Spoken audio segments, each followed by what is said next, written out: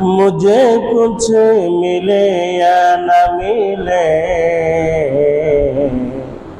मोहम्मद मिले यानी वो शै जिससे अल्लाह मिले। बलगल उला बिकमाली कशफत दुजा बिजमालिही हसनत जमीअ खिसालिही सल्लु अलैहि व आलिहि। मुअज़्ज़ज़ हाज़िरीन, আল্লাহ জাল্লা শানের আলী শান দরবারে শুকরিয়া জ্ঞাপন করছি যে আল্লাহ তাআলা আমাদেরকে পবিত্র রবিউল আউয়ালের ৯ তারিখ পর্যন্ত এখনো ঈমানের সাথে জীবিত রেখেছেন।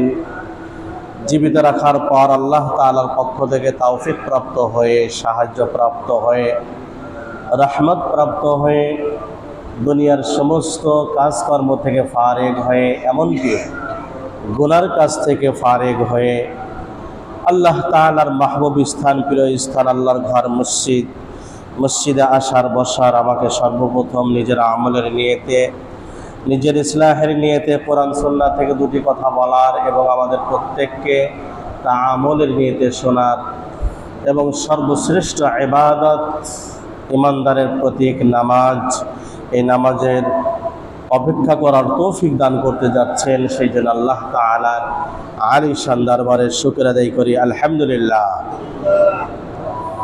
আজকে পবিত্র রবিউল আউয়াল মাসের ৯ তারিখ।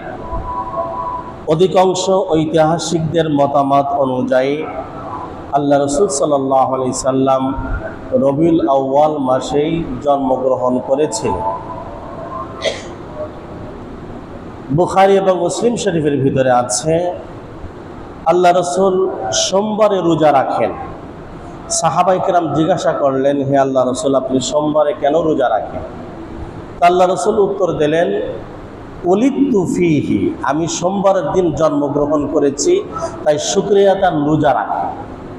তাহলে আল্লাহ রাসূল সোমবারে জন্মগ্রহণ করেছেন এই সম্পর্কে প্রায় অধিকাংশ হাদিসের কিতাবেই আছে। কিন্তু আল্লাহ রাসূল কত তারিখে জন্মগ্রহণ করেছেন এই সম্পর্কে কোনো হাদিসে নাই। তবে ঐতিহাসিকগণ এটা রিসার্চ করে, গবেষণা করে এটা বের করেছেন যে আল্লাহ রাসূল সাল্লাল্লাহু আলাইহি সাল্লাম আসহাবে ফিল, হস্তি বা বাহিনীর ঘটনা যে ঘটে, ইয়ামানের বাদশাহ আবরাহাতুল আশরাম সে কাবা ঘর ভাঙতে এসেছিল। আল্লাহ রাসূল বলেন যে আসহাবে ফিল বা হস্তি বাহিনীর ঘটনা যে বছর হয়েছে ওই বছরই আমি জন্মগ্রহণ করেছি। ওই বছর কখন জন্মগ্রহণ করেছেন? ঐতিহাসিকগণ বলেন যে হস্তি বাহিনীর ঘটনার 50 অথবা 55 দিন পর আল্লাহ রাসূল জন্মগ্রহণ করেছেন। তা ওই তারতিব অনুযায়ী, ওই নিয়ম অনুযায়ী আর রাহিকুল মাখতুম, পৃথিবীর ভিতরে আল্লাহ রাসূলের জীবনীর ভিতরে সব থেকে বিশুদ্ধ জীবনী হচ্ছে আর রাহিকুল মাখতুম। প্রায় 1300 আল্লাহ রাসূলের জীবনী নিয়ে লেখা হয়েছিল, আরব বিশ্বের ভিতরে প্রতিযোগিতা হয়েছিল। তা আর রাহিকুল মাখতুম 1300 কিতাবের ভিতরে আল্লাহ রাসূলের জীবনের ভিতরে 1 নম্বর হয়েছে।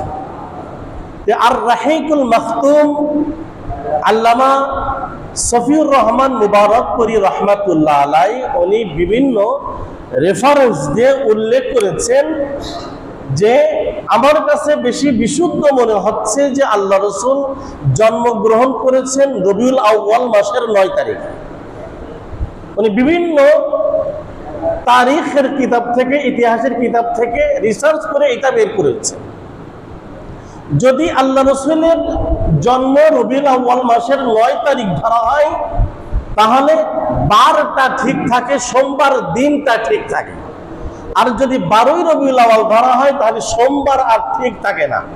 অথচ আল্লাহ রাসূল নিজেই বলতেছেন উলিদতু ফীহি, আমি সোমবারের দিন জন্মগ্রহণ করেছি। যাই হোক, তবে 12ই রবিউল আউয়াল এইটাও ফেলে দেওয়া যাবে না, কোন কোন ঐতিহাসিকগণ বলেছেন যে আল্লাহ রাসূল 12 রবিউল আউয়াল জন্মগ্রহণ করেছেন। এই তারিখ নিয়ে এত মত পার্থক্য কেন, মত ঐক্য কেন? আসলে আমরা বর্তমান যুগে আমাদের জন্মদিন, তারিখ, সময় নিয়ে যেরকম গুরুত্ব দিই আর লিখে রাখি, ওই সময় এগুলি এরকম গুরুত্ব দেওয়া হতো না। বর্তমান আমার জন্মদিন, তারিখ, সময় এগুলি লাগে, বিভিন্ন কাজে লাগে। এটা আপনি যখন জন্ম নিবন্ধন করতে যাবেন ওখানে লাগবে, স্মার্ট কার্ড তৈরি করবেন ওখানে লাগবে, বিভিন্ন জায়গায় গেলে এগুলি লাগে। ওই সময় এগুলি প্রয়োজন মনে করে নাই, তাই তারা লিখে রাখেন নাই। কিন্তু আল্লাহ রাসূল বলতেছেন আমি সোমবারে জন্মগ্রহণ করেছি, এটা আমার মনে আছে। আমার মা আমাকে বলেছে যে আমি সোমবারের দিন জন্মগ্রহণ করেছি। যাই হোক, আজকে আমার আলোচ্য বিষয় রাসূল সাল্লাল্লাহু আলাইহি ওয়াসাল্লামের জন্ম পূর্ববর্তী অলৌকিক ঘটনা এবং বংশমর্যাদা। আল্লাহ রাসূলের বংশমর্যাদা কেমন? আল্লাহ রাসূল নিজেই বলেন আমি পৃথিবীর ভিতরে সর্বশ্রেষ্ঠ বংশে আমি জন্মগ্রহণ করেছি। আল্লাহ রাসূল আরো বলেন খারাজতু মিন নিকাহিন ওয়া লাম আখরুজ মিন সিফাহিন মিল্লাদুন আদম আন ওয়ালাদানি আবি ওয়া উম্মি। আল্লাহ রাসূল বলেন আমি বিবাহের মাধ্যমে দুনিয়ায় এসেছি, অর্থাৎ আমার আব্বা আম্মার বিবাহ হয়েছে, আমি দুনিয়ায় এসেছি, আমি অবৈধভাবে আসি নাই।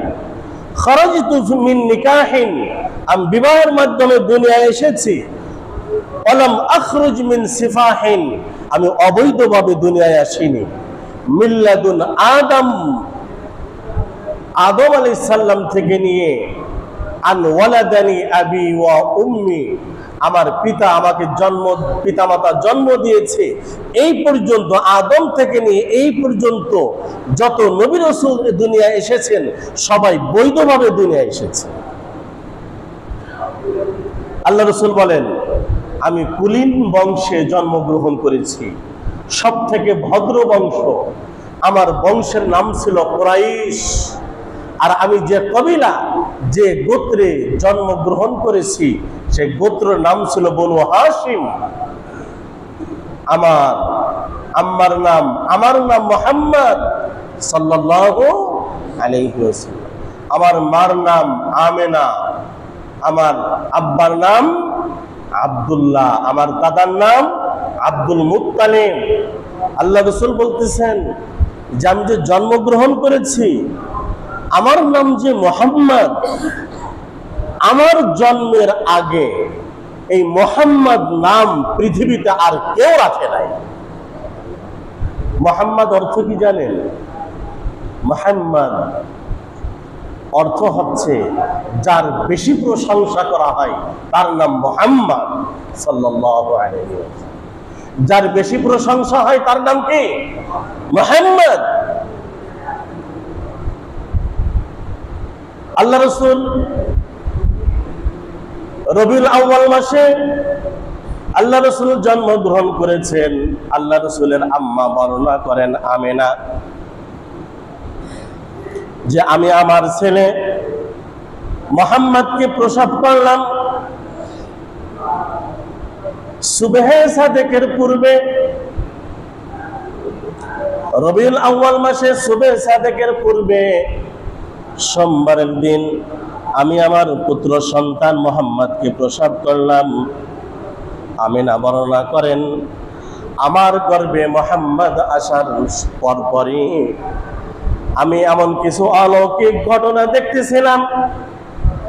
আমার গর্ভে যখন মুহাম্মদ আসলো, আসার পর দেখি যে আমার সামনে সিরিয়ার সমস্ত রাজপ্রাসাদ এরকম ভেসে পড়েছে।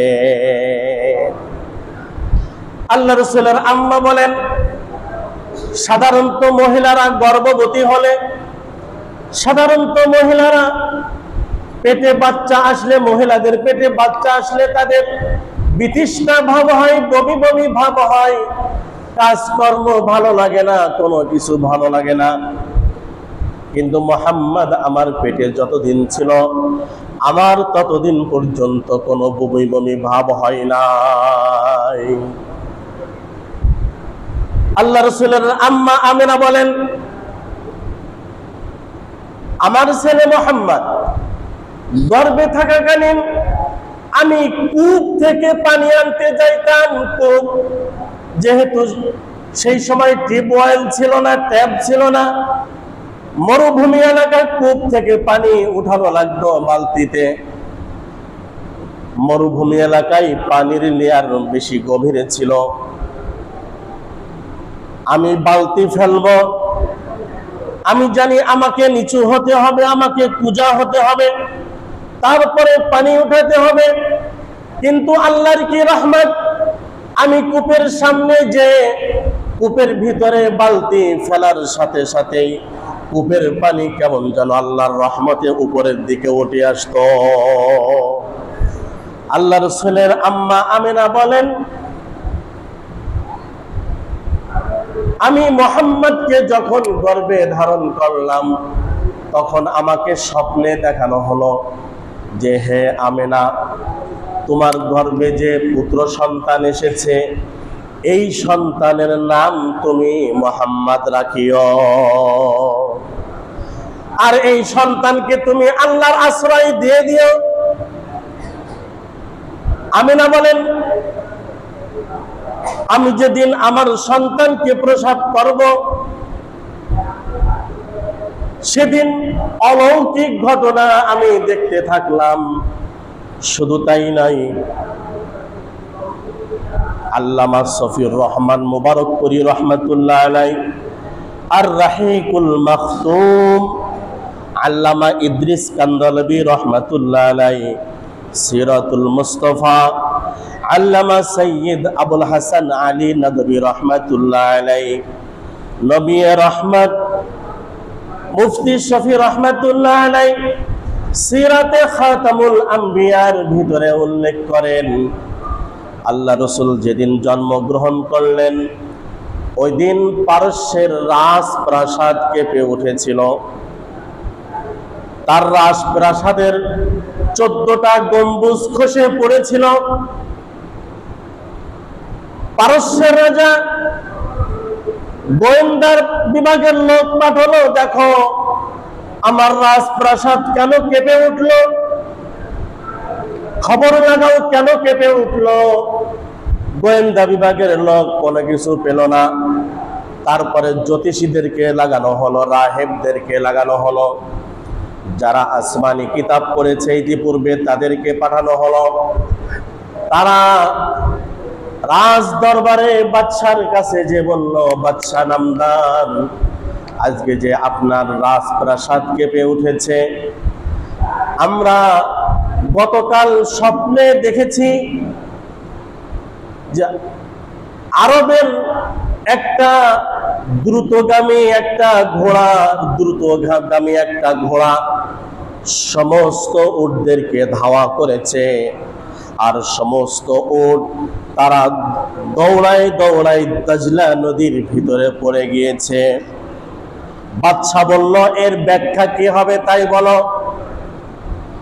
পাদ্রী এবং জ্যোতিষীরা তারা বলল, এর ব্যাখ্যা আমরা আসমানি কিতাবে পড়েছি, শেষ জামানায় একজন নবী জন্মগ্রহণ করবে, তার নাম হবে মুহাম্মদ, তার মার নাম হবে আমেনা, তার আব্বার নাম হবে আব্দুল্লাহ।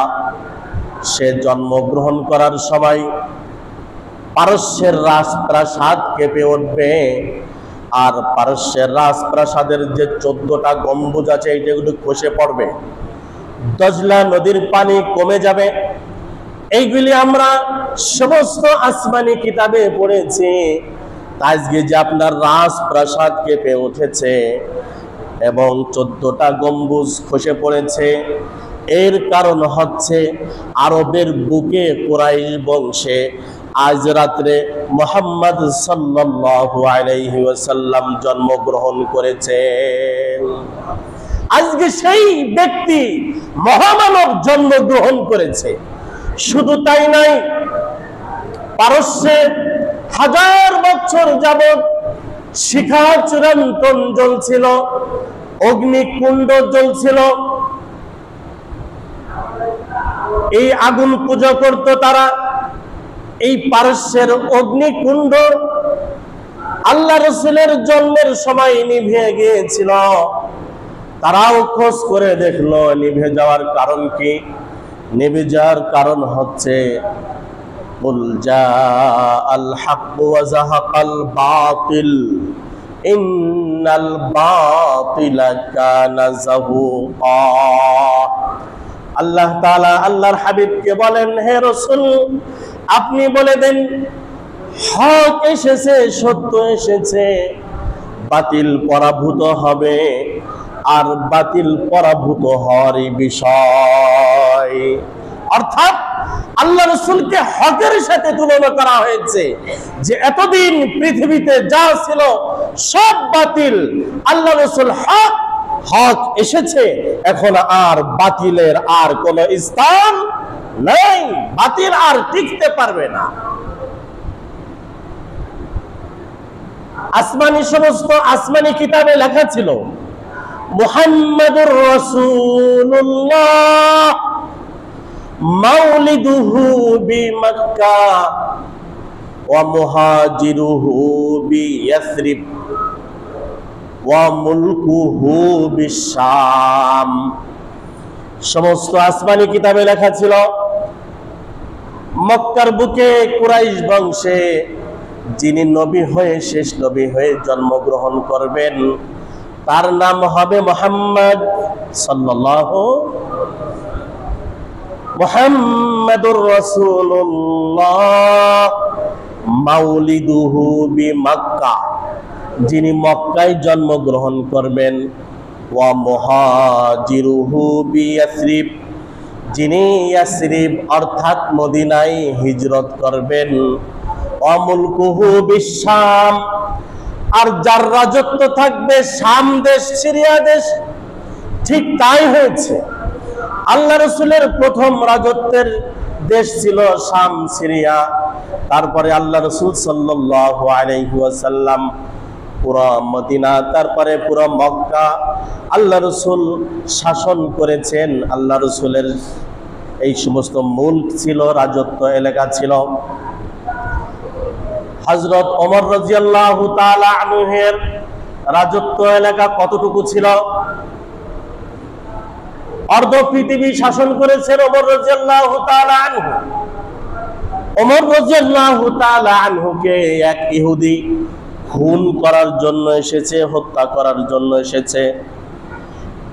ওমর রাদিয়াল্লাহু তাআলা আনহুর সংসদ ভবন ছিল মসজিদে নববী। ওমর রাদিয়াল্লাহু তাআলা আনহু বিচার কার্য করতেন মসজিদে নববীতে বসে। ওই ইহুদি মনে করেছে ওমর রাদিয়াল্লাহু তাআলা আনহু মসজিদে নববীতে আছে, এসে জিজ্ঞাসা করলো তোমাদের খলিফাতুল মুসলিমিন কোথায়? তখন একজন উত্তর দিলেন, খলিফাতুল মুসলিমিন এই মুহূর্তে মসজিদে নববীতে নাই, উনি কিছুক্ষণ আগে বের হয়ে গিয়েছেন। সামনে যে খেজুর বাগান দেখা যাচ্ছে মনে হয় ওখানে থাকতে পারে।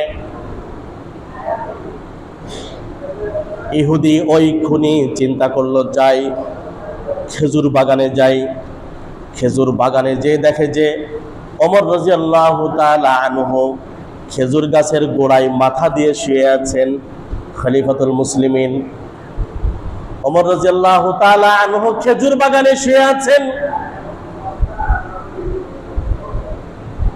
ওই লোক ওমর রাদিয়াল্লাহু তাআলা আনহুকে হত্যা করার জন্য তরবারি খাপ মুক্ত করেছে। এরকম তরবারি উঠাইছে, উঠানোর সাথেই ওমর রাদিয়াল্লাহু তাআলা আনহুর ঘুম ভেঙে গিয়েছে। ওমর রাদিয়াল্লাহু তাআলা আনহু উঠে দাঁড়িয়েছেন। দাঁড়ানোর সাথে সাথে ওই ইহুদির হাতের থেকে তরবারি পড়ে গিয়েছে। ওমর রাদিয়াল্লাহু তাআলা আনহু এমন মানুষ ছিলেন, বুখারী শরীফের হাদিস, ওমর রাদিয়াল্লাহু তাআলা আনহু যেই রাস্তা দিয়ে চলতেন ওই রাস্তা দেখে চলতো না। শয়তান চলতো না, ইবলিস চলতো না। ইবলিস ঠিক টের পেয়েছে ওমর এই দিক দিয়ে আসতেছে, না আমার এই দিক দিয়ে যাওয়া যাবে না। তাহলে ইবলিস ওমরকে ভয় পায়। ওমর রাদিয়াল্লাহু তাআলা আনহু ওই লোককে বললেন, তুমি কোন উদ্দেশ্যে এসেছো? তখন ওই লোক বলল যে আমি আপনাকে হত্যা করার জন্য এসেছি। ওই লোক আল্লাহ রাসূল, ওই লোক ওমর রাদিয়াল্লাহু তাআলা আনহুকে বলল, মাইয়ামনাউকা মিন্নি, হে খলিফাতুল মুসলিমিন, আমার হাত থেকে আপনাকে কে বাঁচাবে বলেন দেখি, আজকে আপনাকে খুন করব আমি। মাইয়ামনাউকা মিন্নি, আমার হাত থেকে আপনাকে কে বাঁচাবে? তখন ওমর রাদিয়াল্লাহু তাআলা আনহু উত্তর দিলেন, ইয়ামনাউনি মিনকা আল্লাহ, তোমার হাত থেকে আজ আমাকে আল্লাহ তাআলা বাঁচাবেন। তরবারি পড়ে গেল। এবার তরবারি ওমর রাদিয়াল্লাহু তাআলা আনহু ধরলেন, ধরে বললেন, মাইয়ামনাউকা মিন্নি, এই ইহুদির বাচ্চা, আমার হাত থেকে তোমাকে কে বাঁচাবে তাই বলো। তখন ওরা তো বেঈমান, বুঝছেন না, বেঈমানদের কথা তো বেঈমান সলবই হয়। কয় আপনার হাত থেকে আমাকে আপনিই বাঁচাবেন। নাউজুবিল্লাহ, এই কথা বলো না, তুমি বলো যে ওমরের হাত থেকে আল্লাহ বাঁচাবে। তার মানে আল্লাহ মানে কি? ভাই আল্লাহ যিনি খালাকাস সামাওয়াতি ওয়াল আরদ, যিনি আসমান জমিন সৃষ্টি করেছেন, তিনি হচ্ছেন আল্লাহ তাআলা।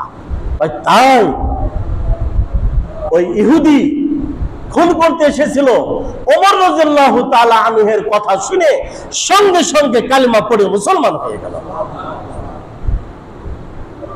আল্লাহ রাসূল সাল্লাল্লাহু আলাইহি সাল্লাম, মুহাম্মাদুর রাসূলুল্লাহ, মাউলিদুহু বিমক্কা ওয়া মুহাজিরুহু বিয়াসরিব ওয়া মুলকুহু বিশাম। আল্লাহ রাসূল সাল্লাল্লাহু আলাইহি ওয়াসাল্লামের জন্ম মক্কায়, আল্লাহ রাসূল হিজরত করবেন মদিনায়, আল্লাহ রাসূলের রাজত্ব হবে শাম দেশে, সিরিয়া দেশে। আল্লাহ রাসূল জন্মগ্রহণ করলেন। আল্লাহ রাসূলের আম্মা আমিরা বলেন, আল্লাহ রাসূল জন্মগ্রহণ করেছেন, এমন ভাবে জন্মগ্রহণ করেছেন, মহিলারা সাধারণত বাচ্চা হওয়ার সময় যে কষ্ট বোধ করে, যে ব্যথা পায়, খোদার কসম আমি আমার ছেলে মুহাম্মদকে প্রসব করেছি, একটু কষ্ট পাই নাই। মুহাম্মদ কি কষ্ট দিতে এসেছে দুনিয়ায়? না। আল্লাহ রাসূলের আম্মা বলেন, মুহাম্মদ জন্মগ্রহণ করার সাথে সাথেই সেজদায় পড়ে গেল।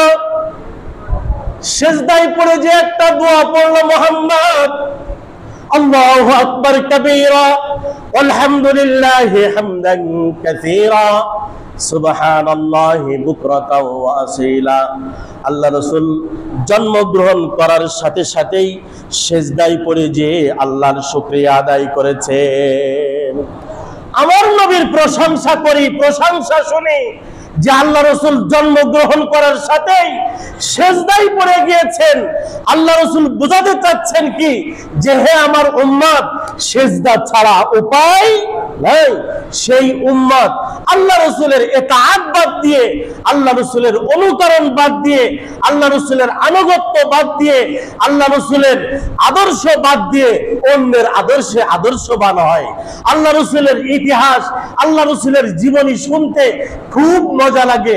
হুজুর বলেন, জীবনী বলতে থাকেন, শুনবো আল্লাহ রাসূলের জীবনী কত সুন্দর লাগে, কত মজা লাগে। মাগার ফজরের নামাজ মজা লাগে না।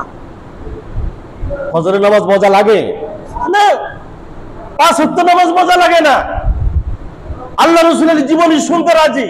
যদি আজকে এই মসজিদে ঘোষণা করা হয় 12ই রবিউল আউয়াল সকাল 10টা থেকে নিয়ে আসর পর্যন্ত রাসূলের জীবনীর উপর আলোচনা করা হবে, আমার মনে হয় মসজিদে জায়গা দেওয়া যাবে না। কিন্তু আজকে যদি ঘোষণা করা হয় যে আগামীকাল ফজরে সবাইকে উপস্থিত হতে হবে, এক কাতারের বেশি হবে না। আজকে এক কাতারও হয় নাই মুসল্লি, আজকে মুসল্লি এক কাতারও হয় নাই। আল্লাহ রাসূলের কিসের ইতাআত, আল্লাহ রাসূলকে কিসের মহব্বত, যে আল্লাহ রাসূলকে মহব্বত করি। এগুলি ভুয়া আশেকে নবী, এগুলি ভুয়া আশেকে নবী। এগুলি সব মিথ্যা দাবি। এইগুলি যে আল্লাহ রসুলকে মহব্বত করি, আমার অন্তরের ভিতরে যদি আল্লাহ রসুলের মহব্বত থাকে, আল্লাহ রসুলের যদি একটা প্রকৃত যদি ইশক মহব্বত থাকে, তাহলে আমাকে 5 ওয়াক্ত নামাজ পড়তে হবে। কয় ওয়াক্ত নামাজ পড়তে হবে? 5 ওয়াক্ত। যদি আমি দাবিদার হই যে আল্লাহ রসুলকে মহব্বত করি, হে রসুল আমি আপনাকে খুব ভালোবাসি, কিন্তু নামাজ ভালো লাগে না। রসুল আপনাকে খুব ভালোবাসি, 12ই রবিউল আউয়াল পালন করতে হবে, না করলে হবে না। মিলাদুন নবী, ঈদে মিলাদুন নবী পালন করতে হবে, না করলে হবে না। অথচ নামাজের খোঁজ নাই। 12ই রবিউল আউয়াল মিছিলে যাচ্ছে, জশ্নে জুলুসে, ঈদে মিলাদুন নবীতে যাচ্ছে, ক্লিনশিপ হয়ে যাচ্ছে, ফজরের নামাজ পড়ে নাই, আবার রসুলের আশিক দাবি করে, আবার রসুলের আশিক দাবি করে, নামাজ নাই। আপনি নামাজ পড়েন না 5 ওয়াক্ত, কোন মুখে আপনি রসুলের আশিক দাবি করেন বলেন দেখি? কোন মুখে? লজ্জা লাগে না? শরম লাগে না? একটু লজ্জা থাকার দরকার যে আমি নামাজ পড়ি নে, রসুলের আশিক আমি কিভাবে দাবি করি?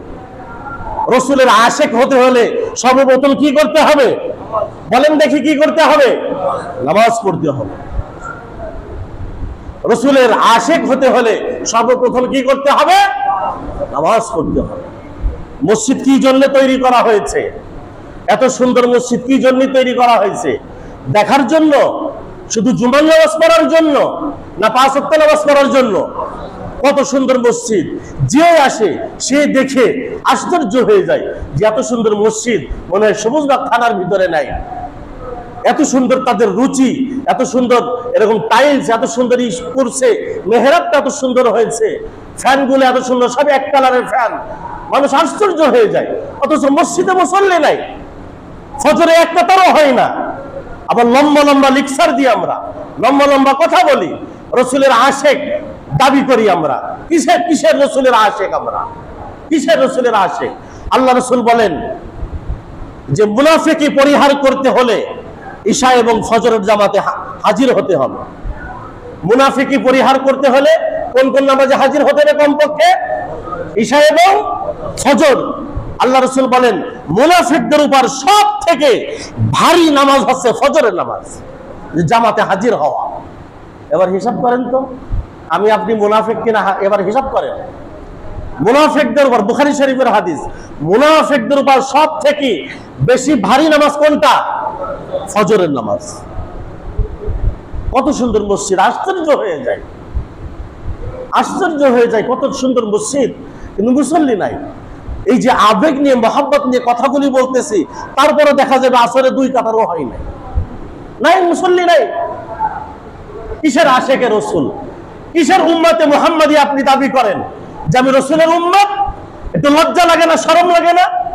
রসুলের উম্মত দাবি করেন, অথচ আপনি নামাজ পড়েন না, আপনি রসুলের আদর্শে আদর্শবান হন না। যাই হোক, আমরা রসুলের আদর্শে আদর্শবান হব। তা কিরকম? সাহাবায়ে কিরাম রসুলকে যেরকম মেনেছেন আমাদেরকেও সেরকম মানতে হবে। মন গড়া আশিক হলে হবে না, মন গড়া আশিক হলে হবে না, মন গড়া আশিক হলে হবে না। যেই কাজ করতে হবে এই কাজ করতে হবে না, দেখতে হবে এই কাজটা সাহাবায়ে কিরাম করেছেন কিনা। খায়রুল কুরুন করনি সুম্মা আল্লাযীনা ইয়ালুনহুম সুম্মা আল্লাযীনা ইয়ালুনহুম। সাহাবায়ে কিরাম, তাবেঈন, তাবেঈন, তারা এই কাজটা করেছেন কিনা দলিল বের করতে হবে। ভাই, দোস্ত, বুজুর্গ, সাবধান সাবধান। তবে আবেগের বশবর্তী হয়ে কোন কাজ, কোন আইন নিজ হাতে তুলে নিয়ে যাবে না। বর্তমান বিভিন্ন মাজারে আক্রমণ হচ্ছে, হামলা হচ্ছে, এগুলি আবেগের বশীভূত হয়ে এগুলি করা যাবে না। এটা প্রশাসনের হাতে এগুলি তুলে দিতে হবে। এগুলি কেন আমরা আবেগের বশীভূত হয়ে এগুলি কাজ করবো কেন? আইন তো আমাদের হাতে না, আইন তো আমাদের হাতে না। আপনারা কি মনে করেছেন যে তত্ত্বাবধায়ক সরকার আসছে বলে ইসলামী হুকুম আহকাম, বিধিবিধান সব কায়েম হয়ে গিয়েছে, সব আলেম ওলামাদের, তত্ত্বাবধায়ক সরকার আলেম ওলামাদের পক্ষে, পুরা পক্ষে, এরকম কি মনে করতেছেন আপনারা? না, দেরি আছে। দিল্লি বহু দূর হয়, দিল্লি অনেক দূর। সেই জন্য আইন নিজ হাতে তুলে নেওয়া যাবে না। এরকম মাজার ভাঙ্গা, ওক ভাঙ্গা, তমক ভাঙ্গা, এগুলি দরকার নাই। এগুলি আস্তে আস্তে ইনশাল্লাহ ঠিক হবে। আস্তে আস্তে যে মাজার আছে আমাদের দেশে, পীর তো পীর, পীরের কোনো পশমও নাই, এমনও কবর আছে। আমাদের দেশে খেতা সার মাজার, কি সার মাজার? ঘোড়া সার মাজার, ঘোড়া সার মাজার, ঘোড়া সার। আমাদের যশোরে আছে গরিব সার মাজার, গরিব আবার শাহ, গরিব মানে দরিদ্র আর শাহ মানে বাচ্চা, গরিব সার মাজার, অর্থাৎ সে গরিবও ছিল আবার বাচ্চাও ছিল। এক লোক গরিব আর বাচ্চা হয় কি করে? যাই হোক, এইগুলি এই যে মাজার যেগুলি আছে এইগুলি শরিয়াত সমর্থন করে না যে কবরের উপর এরকম ঘর তৈরি করা হবে, এটা চুনকাম করা হবে বা কাপড় চড়ানো হবে, এগুলি শরিয়াত এলাও করে না, এগুলি সমর্থন করে না। তবে আইন নিজ হাতে তুলে নেওয়া যাবে না, এই কাজ করা যাবে না, আইন নিজ হাতে তুলে নিয়ে যাওয়া হবে। যাই হোক, আল্লাহ রসুলের ইশক মহব্বত, আমাদের ভিতরে প্রকৃত ইশক মহব্বত এটা থাকার দরকার।